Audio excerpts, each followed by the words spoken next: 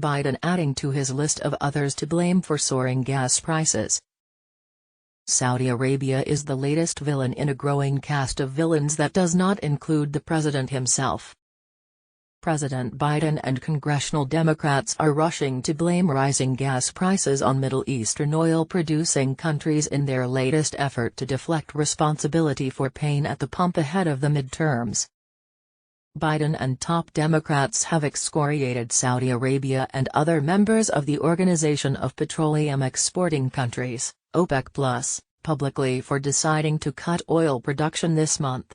They argue that the decision, coupled with energy markets being scrambled by Russian President Vladimir Putin's invasion of Ukraine, is driving up gasoline prices at a time when the U.S. is besieged by 40-year high inflation. "I was able to bring gasoline down well over $1.60, but it's inching up because of what the Russians and the Saudis just did," Biden told a Maryland audience this month. Biden and Democrats have blamed a variety of sources over the past months. Last year, as gasoline prices began to climb, Democratic lawmakers accused energy companies of price gouging to profit off the lingering supply chain crisis. At a time when Americans are paying record-high prices for gas, big oil is taking advantage of the instability caused by Russia's unjust war in Ukraine and our ongoing economic recovery from the COVID-19 pandemic to rake in record profits, House Energy and Commerce Chairman Frank Pallone, DNJ, said this year.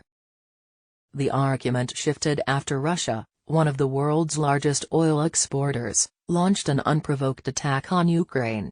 In the wake of the war's onset, Democrats began to argue that sanctions against Russian oil were the reason for rising gasoline prices.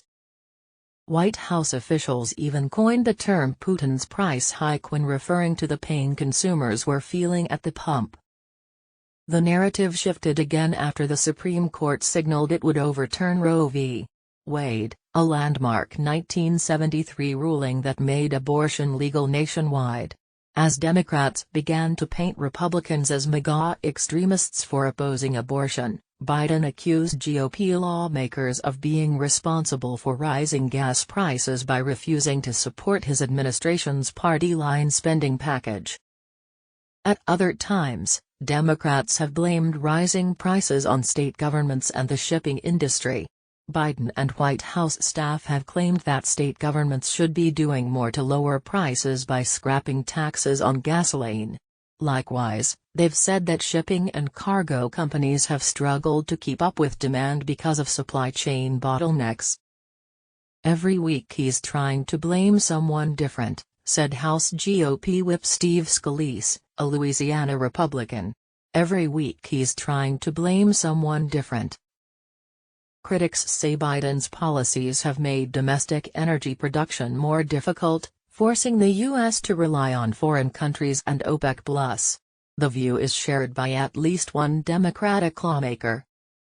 "It is unconscionable for America, with our abundant natural resources that can be produced cleaner than anywhere else in the world, to continue relying or consider increasing reliance on authoritarian regimes to do for us what we can do for ourselves," said Senator Joe Manchin, D.W. Virginia. According to the Department of Energy's Energy Information Administration, average prices at the pump rose about 12 cents during week OPEC announced it was cutting oil production. Prices as of October 10 were at $3.91 per gallon. The week Russia invaded Ukraine in February, the price was at $3.41. The week Biden took office, the price was $2.28.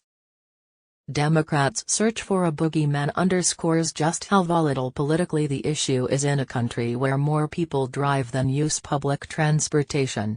In recent decades, both Democrats and Republicans have seen their political fortunes fall as prices spiked at the pump. In the late 1970s, Democrats lost seats in Congress to Republicans, after which President Carter was voted out in the GOP landslide of 1980. Republicans found themselves on the opposite side in 2006 and 2008 when rising gas prices helped usher in a Democratic Congress and White House.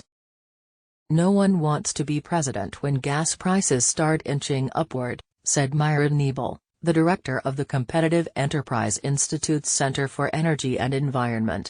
"No one wants to be president when gas prices start inching upward."